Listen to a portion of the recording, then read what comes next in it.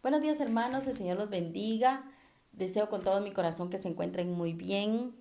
Les mandamos un fuerte abrazo a mi familia y yo, a cada uno de ustedes. Nos hace mucha falta verlos. Hoy tengo el privilegio de compartir con ustedes el mensaje de Jesucristo para la iglesia de Sardis. Por favor, los invito a que tomen su Biblia y se sitúen en el capítulo 3 de los versos 1 al 6. Antes vamos a tocar algunos aspectos históricos que nos pueden servir para entender un poco el contexto, ¿sí?, de la ciudad en donde se encontraba esta iglesia.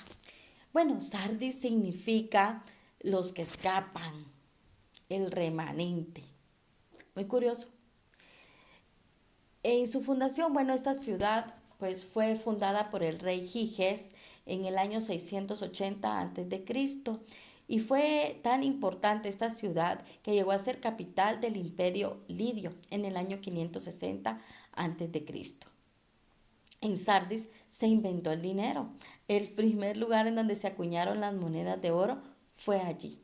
También fueron los primeros en teñir la lana y su industria principal eran las alfombras. Así que tenían mucha riqueza y mucha opulencia en esa época. Sin embargo, fueron invadidas 2 veces. La ciudad de Sardis había sido edificada sobre una colina que tenía unas pendientes muy pronunciadas.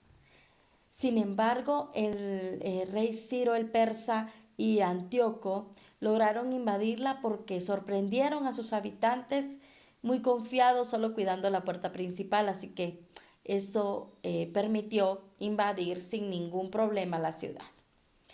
Veneraban a la diosa de la agricultura Ceres, también a Artemisa y a otras deidades de la época romana.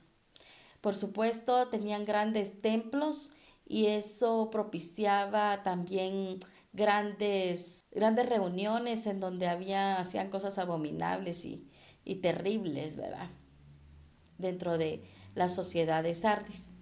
Para la época en la que Juan le escribe esta carta a Sardis, Sardis viene ya con un declive como ciudad, ¿verdad? Por toda esa inmoralidad en la que vivían y también por haber sido invadida estas 2 veces. Las personas de la época, ¿verdad? La historia dice que las personas de Sardis tenían fama de ser dadas al libertinaje y de ser arrogantes. Así que pasemos a la palabra. Lectura Apocalipsis 3, 1 al 6. Escribe al ángel de la iglesia de Sardis.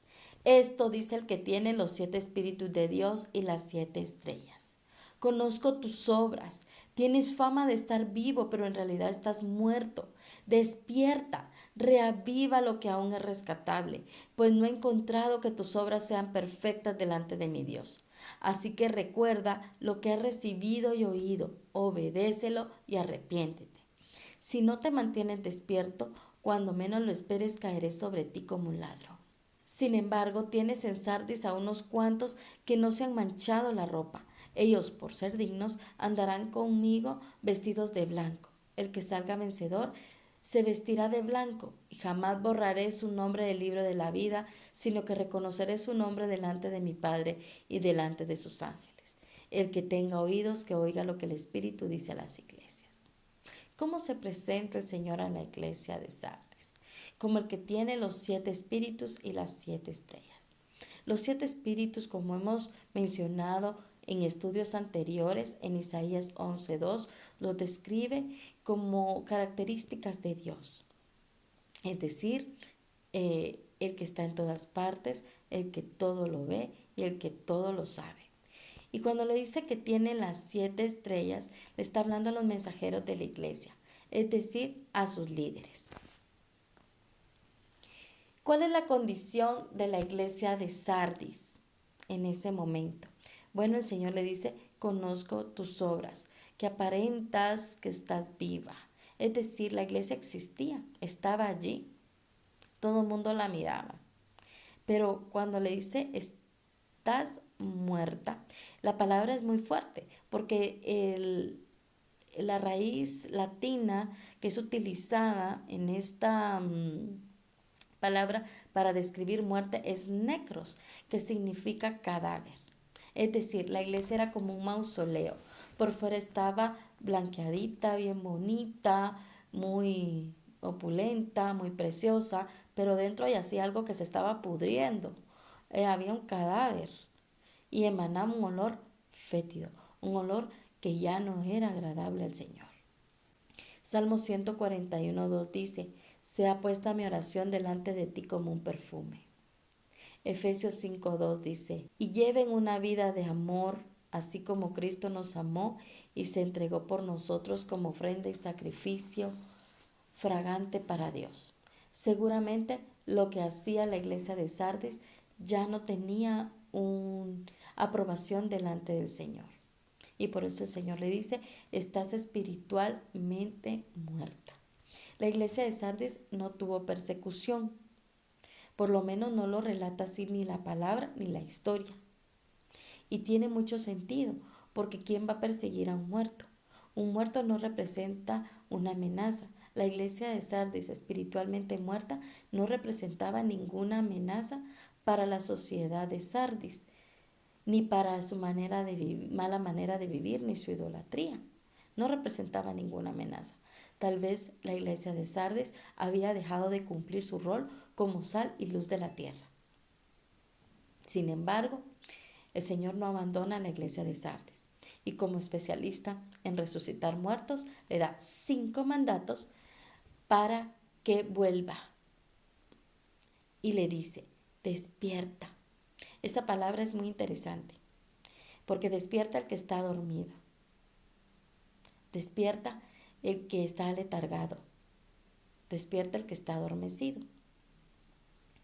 Es decir, ponte vigilante, ponte en alerta. Cuando estamos despiertos, estamos conscientes de lo que está pasando a nuestro alrededor.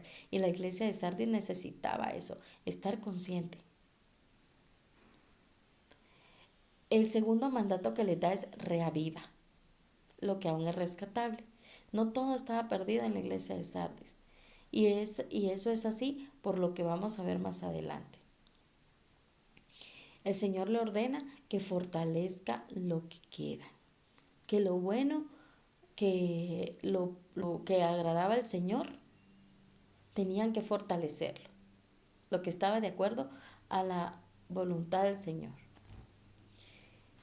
Y aquí quiero interiorizar algo cuando el Señor expresa, pues no he hallado sus obras perfectas. La voluntad del Señor, dice la palabra, que es buena, agradable y perfecta. Lo que estaba diciendo la iglesia de Sardis no estaba de acuerdo a la voluntad del Señor. Y esto podemos ilustrarlo con un ejemplo en el Antiguo Testamento. Recordemos la ofrenda que presentó Caín y Abel. Ambos presentaron sus ofrendas. El Señor no le dijo a Caín, no te la recibo. Pero dentro de esas ofrendas hubo una que fue la que agradó al Señor. Las dos pudieron ser presentadas, pero sin embargo solo hubo una. Y esa una tenía que ver con la condición del corazón. El Señor le dice a la iglesia de Sardis que conoce su interioridad, que sabe quién es y que sabe lo que hace y que no pueden ocultarlo. Por eso en Hebreos 4:13 dice, y no hay cosa creada que no sea manifiesta en su presencia. ¿La presencia de quién? La presencia de Dios. Antes bien, todas las cosas están desnudas y abiertas a los ojos de aquel a quien tenemos que dar cuenta. El tercer mandato que le da es acuérdate de lo que has recibido y oído. La iglesia de Sardis tenía la buena doctrina, tenía la sana doctrina, había sido instruida, ¿verdad? Hechos nos narra que Pablo estuvo 2 años en Asia Menor, ¿verdad? Ahí donde se ubicaban las 7 iglesias. Es decir, seguramente Pablo tuvo la oportunidad de dejar estas iglesias bien fundamentadas, ¿verdad? En la verdad del Evangelio. El cuarto mandato que les da es obedécelo, porque no solamente tenían que ser instruidos y acordarse de lo que habían sido instruidos, sino tenían que obedecerlo. Santiago 1:22 nos dice, pero sed hacedores de la palabra y no tan solamente oidores, engañándonos a vosotros mismos. Así que lo importante era que lo llevaran a la práctica. Y por último, pero no menos importante, les dice arrepiéntete. El quinto mandato, arrepiéntete.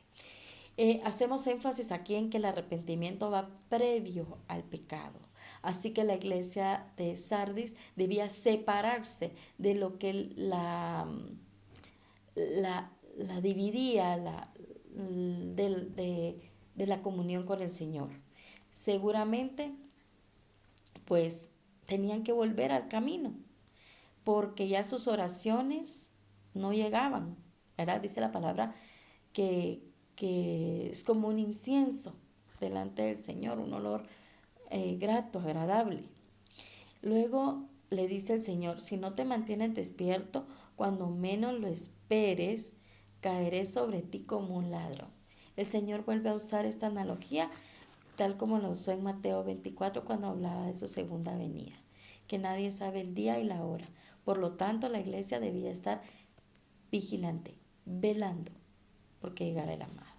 Y ahora vamos a hablar de algo muy especial que se ha visto en estas cartas a estas iglesias, y es el remanente. El Señor le dice que sin embargo hay en Sardis unos cuantos que no se han manchado la ropa. En las ciudades romanas, quienes tenían un cargo importante, ¿verdad? O habían sido honrados por el imperio, vestían ropas blancas, ¿verdad? También para la iglesia que conocía las leyes de Moisés de esa época, sabían que no podían acercarse a un muerto porque quedaban impuros. Así que el Señor habla sobre las vestiduras porque sabe perfectamente que ellos van a entender este mensaje. El Señor les da a entender por medio de estas palabras que ese remanente, que esos pocos, ¿sí?, decidieron no contaminarse con las malas obras de quienes espiritualmente estaban muertos. Y esas vestiduras son dignas. ¿Saben por qué son dignas? Son dignas porque fueron compradas, porque fueron blanqueadas en la cruz del Calvario, por medio del sacrificio de Cristo. Cuando hablaban de jamás borrar, el Señor cuando hablaba de jamás borrar su nombre, también lo hacía porque había una costumbre en esa época y todas las ciudades romanas llevaban un registro de sus ciudadanos en un libro. Y quienes habían muerto los borraban de ese libro para llevar sus estadísticas y para saber con quiénes contaban. Pero también borraban a los que habían sido convictos y habían sido, antes de matarlos, los borraban de ese libro. Una manera de decirles hubiésemos preferido que no hubieran nacido. Así que el Señor le da a la iglesia la promesa de que si cambian su manera de vivir, que si resultan vencedores, Él les da la seguridad de nunca borrarlos del libro de la vida. Y para finalizar, bueno, pues, ¿qué pasó con la iglesia de Sardis? ¿Será que hizo caso a lo que el Señor les mandó?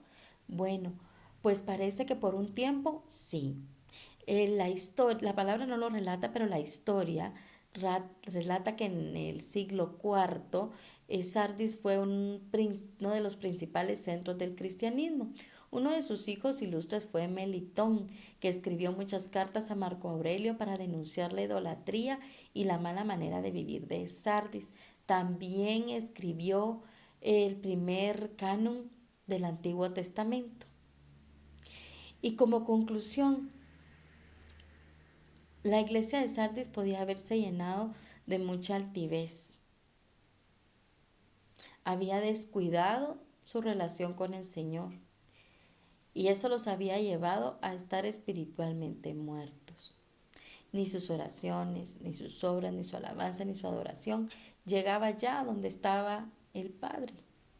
Y el Señor se los dice, ¿verdad? Tenemos que tener mucho cuidado, ¿verdad?, como cristianos, de no adormecernos y de no permitir que otras circunstancias nos hagan quitar nuestra mirada del Señor, que es el autor y consumador de la fe. Hay un pasaje al final de esta carta en donde dice que Él también nos va a reconocer como sus hermanos delante del Señor. Se lo dice a la iglesia de Sardis que los va a reconocer delante del Padre y delante de los ángeles. Si cumplían con salir vencedores de todo esto que les estaba pasando. Si tiene alguna duda, por favor escríbanos a la dirección que está aquí abajo o puede escribir a Chat de Luz del Mundo con toda confianza. Estaremos prestos para responderle. Que el Señor me los bendiga muchísimo. Les mando todo mi cariño. Esperamos poder abrazarnos pronto. Que Dios los bendiga y pasen un buen domingo.